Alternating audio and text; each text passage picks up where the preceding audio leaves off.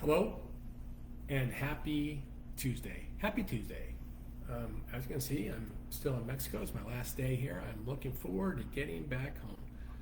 It was a little bit too long of a trip, but it's been a great time. Anyway, I thought before jumping on a plane, I would bring up something that you may not think impacts real estate or mortgage, but it actually does.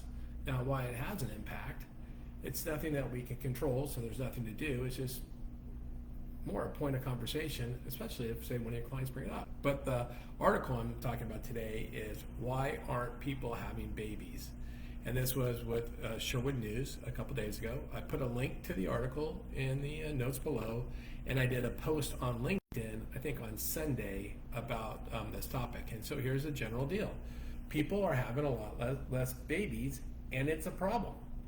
But what's really crazy, as I don't want to say recently, but back in 1968, the Stanford entomologist Paul Ehrlich published a super popular book, considered a landmark book called The Population Bomb, where he predicted the whole world was going to be destroyed because it was growing so fast, we're having way too many babies, and that this is going to cause a giant problem. And then, flash forward 60 years forward, now the problem is we're just not having enough babies, not nearly enough. And so we're getting to the point where new births aren't replacing people that passed away. And so we're going to sometime probably around 2050, maybe before, where the population, the global population starts to shrink.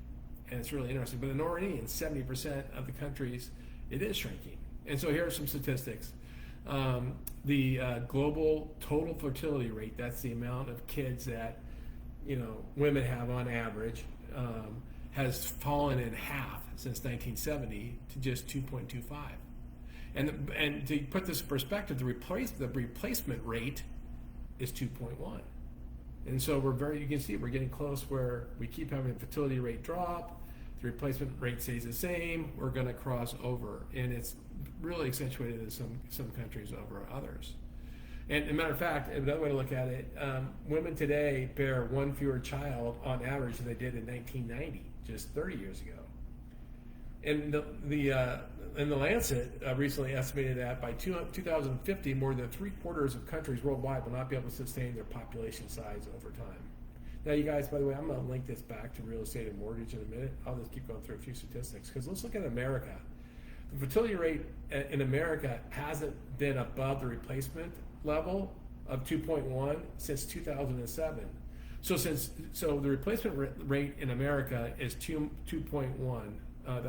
That's how many people families have to replace the population, and instead it's been at 1.62. In 2023 is 1.62, significantly less than the amount needed to replace the population. Now, in the United States, as we know, immigration is filling that gap, and so we have a net positive growth. But without immigration, it would be a huge problem.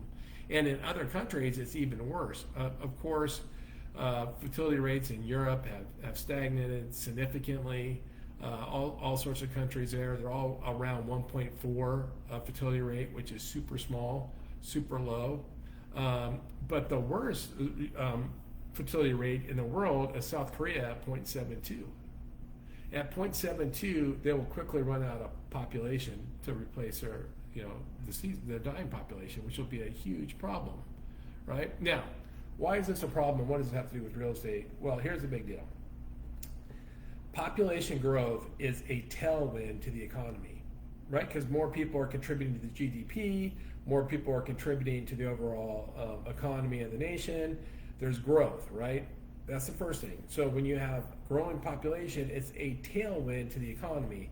It really pumps up GDP. That is good. If you're in real estate or mortgage, we want a high GDP. We want a really strong economy. We don't want a decaying economy. But as your population starts to shrink, your economy starts to decay, and that causes a really big problem. And there's another thing which you'll recognize. The other thing is countries like the United States need new workers to pay for the retirement of the retiring workers, right? You can't get a population where 75% of the population is on Social Security or on retirement and 25% is trying to support them. It just doesn't work. That's why you need to keep your population pretty static.